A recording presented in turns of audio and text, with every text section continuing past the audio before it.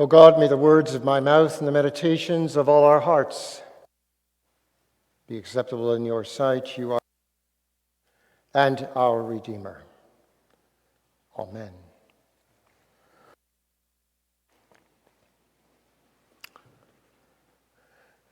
This Jesus, whenever I hear the gospel, I think of this Jesus, who sometimes ticks me off. I'm supposed to pay attention to some of the words that were being expressed. I'm supposed to be remembering some of the words like our gospel reading that we heard this morning. This past week I was remembering when I had finally set the great book I loved reading by David Brooks, The Social Animal, The Hidden Sources of Love and Character and Achievement. It was a book about relationships, community building, consciousness, and science.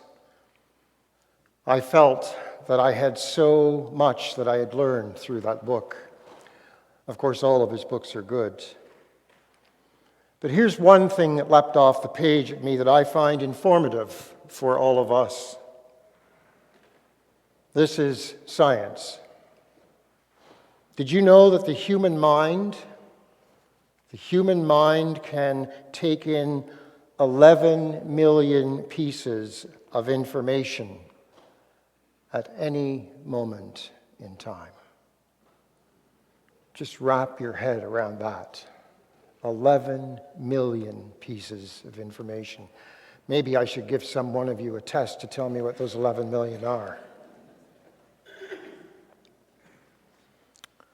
So I want to begin with this piece and sort of struggle with it through you this morning on this revolution in consciousness that's happening in and through and around our world. Using David Brooks as my support system in part, and the gospel lesson as well. So here's a story, though, to get us going. There was a fanciful story that was once told of a yogi who died and was taken to yogi hell because he had broken his vows. Now, you need to know that in yogi's hell, he was shown 3 rooms and given the last choice he would ever make of where he would like to spend eternity. The first room was full of yogis standing on their heads on a cement floor. He declined that choice because he thought that sounded too painful. In the second room, there were yogis standing on their heads on a wooden floor. This seemed to him like a better option, but still, he thought that too might be too painful. So he asked to see the third room. In the third room, the yogis were sitting in chairs at table drinking coffee. But they were knee-deep in filth and mud and excrement. This didn't seem great, but it was a lot better than the other 2 rooms, he thought. So he chose the third room.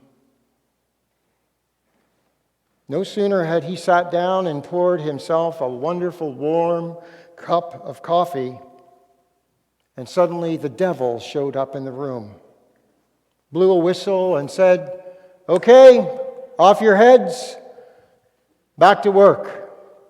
Or pardon me, off your chairs, on your heads, and back to work. He wasn't happy. He should have gone into the other room after all. This story reminds us, I think, and at times it can feel quite liberating for some people to make light of a religious belief that has been used to spread fear and shame. The belief in heaven and hell is attractive to the small self because the ego longs to live forever and it loves to believe in absolute good and evil with appropriate rewards and punishments. Did you know that roughly about 63% of North Americans believe in hell, where people are punished eternally? But when the question becomes more pointed, do you think you will go to hell after death? Only 1% say they are going to hell. Nearly 2/3 of North Americans believe in hell, but virtually no one thinks they're going there at all. I think the French existential philosopher Jean-Paul Sartre had it right when he said, "Hell is other people." It feels comforting to put other people in the box of evil, doesn't it? Because it makes you feel righteous and safe in your world. I found it interesting over the last couple of months, especially when I watched the response to the killing of Abu Bakr al-Baghdadi. A few times, I recalled having to pause and wonder what it was we were celebrating in our world. Now, I don't fully understand the psychology of celebrating the violent death of any person in life, as a matter of fact. I can understand celebrating a sense of relief, like you might have at the end of a drawn-out trauma in your life, but it just didn't feel like that for me. It was too joyful on some levels. It was too smug. The word justice, you find, is often used for the word revenge. Justice that is based in revenge just adds hate to hate, doesn't it? And revenge is this insatiable beast that, in the words of Gandhi, makes the whole world blind. With our raised consciousness, we don't need to imagine any human being, including a Baghdadi, in hell.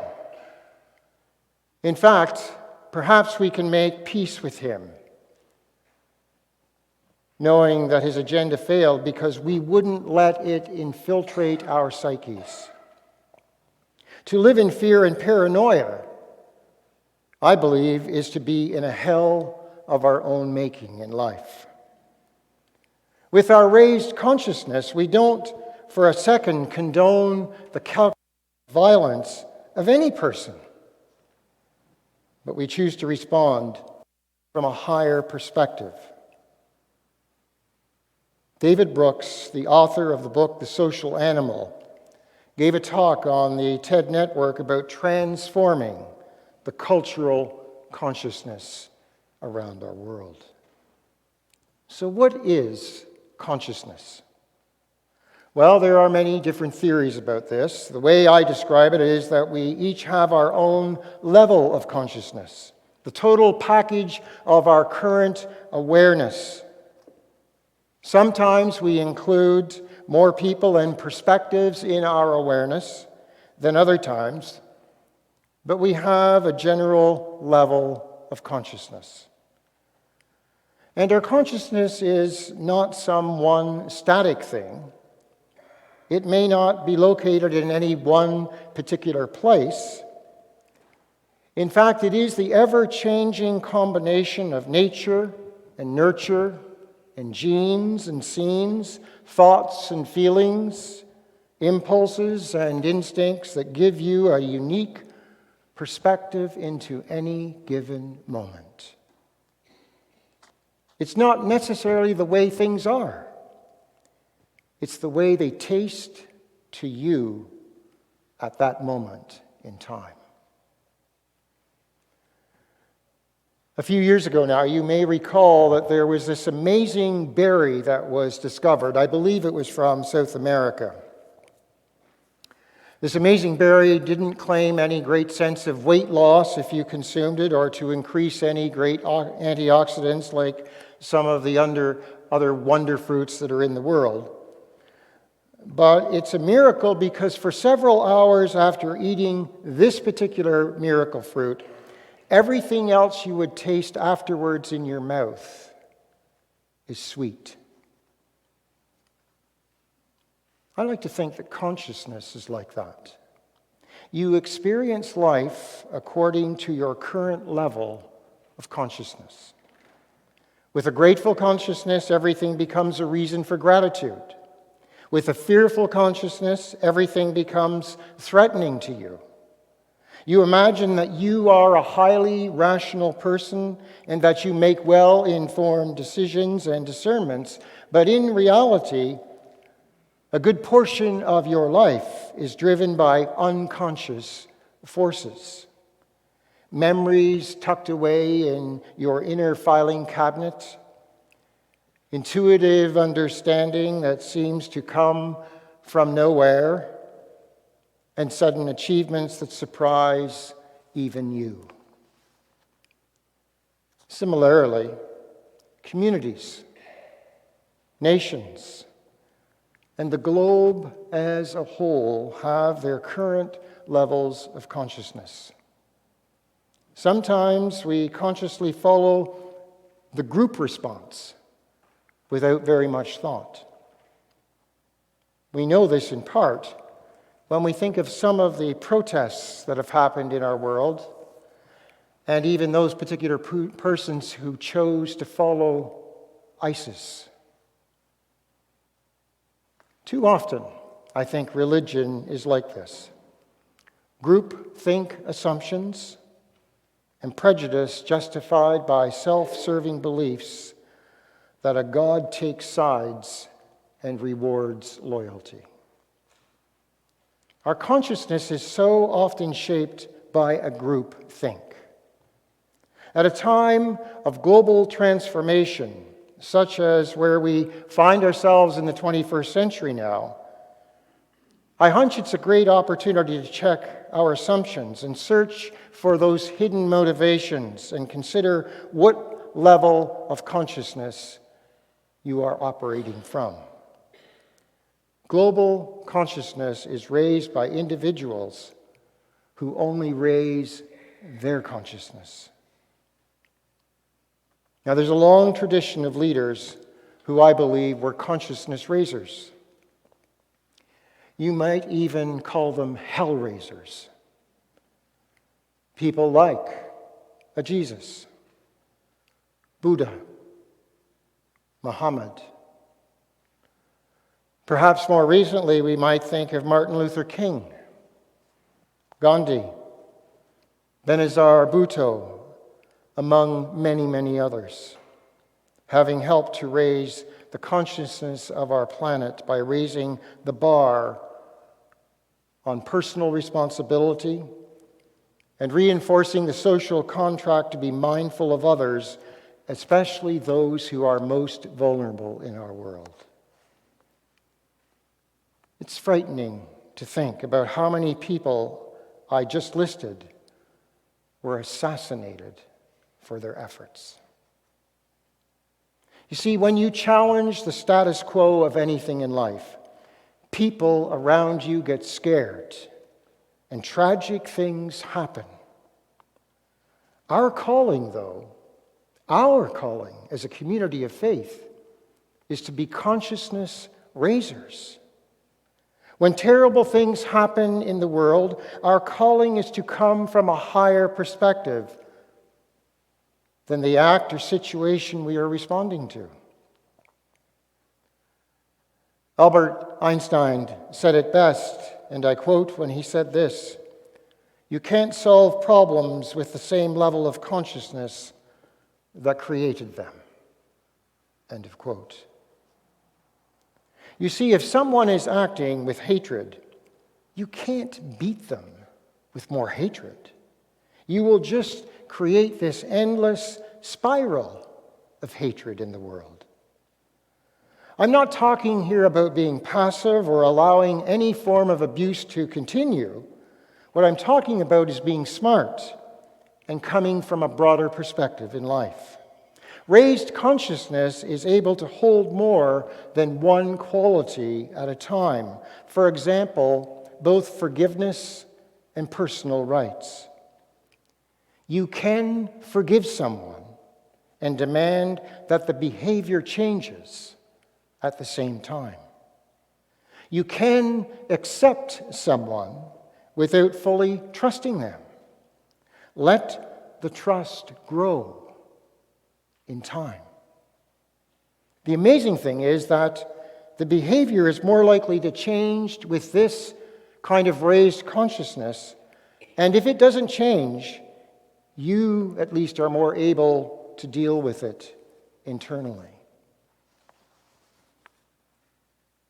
I think, for me at least, some of the protesters and protests we've seen happen around our world more recently,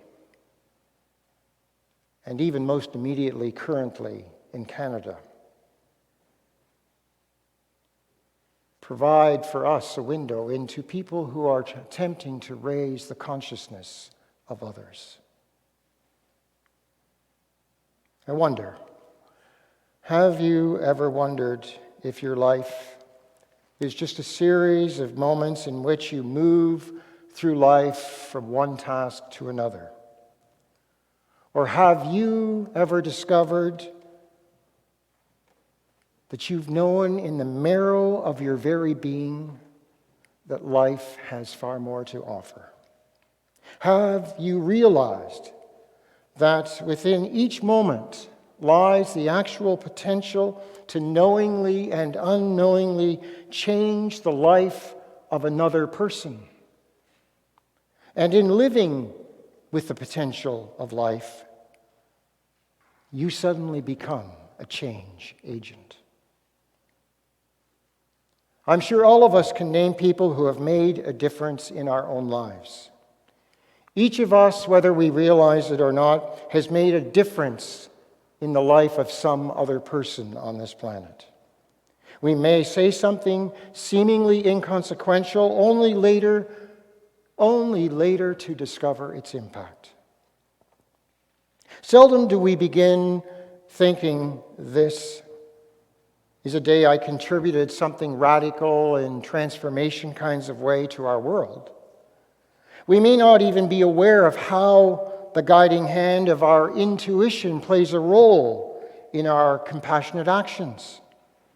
But when you are in the moment, when we are in the moment, we act in ways then that are true to our own essence, the divine that is inside us, that divine spark. It is this kind of authenticity resonating with another that opens the gates of transformation for individuals and ultimately for the entire world. I am aware of the ultimate acts of compassion that have brought about a tsunami of difference in certain places I have lived. I have experienced them and witnessed them. You see, each time we stand up for another, we make a difference. In those moments, our actions say, I see you. We are one. Each act against judgment, hatred, and victimization brings us closer together in what it means to be a community. We as members of a community recognize our similarities and we celebrate diversity by acting in ways that make a difference. In a world that is progressively more divisive, more angry, more violent, even the smallest acts can bring us together. Our only choice, perhaps, is clear: for us to peer deeply into the eyes of another person and let them know that they do not stand alone in this world. In this eye-to-eye connection, we find ourselves less alone. At root, the situation, you see, we face in our world in this 21st century is not a political crisis. It's not an ecological crisis, and nor is it even a financial crisis. It is a crisis of consciousness. The old way of operating no longer is working. We can either rearrange the deck chairs on the Titanic and slowly sink, or we can radically change the way we approach the challenges in front of us and do it from the inside out. The solutions are there, awaiting our attention. And for me, it's a cause of great optimism that there are signs that people in our world are beginning to make this quantum leap of consciousness. For me, and hopefully for you, that is something worth celebrating. So this morning I finish by saying, my evolving consciousness in me greets the same in you. May it be so for you. May it be so for me.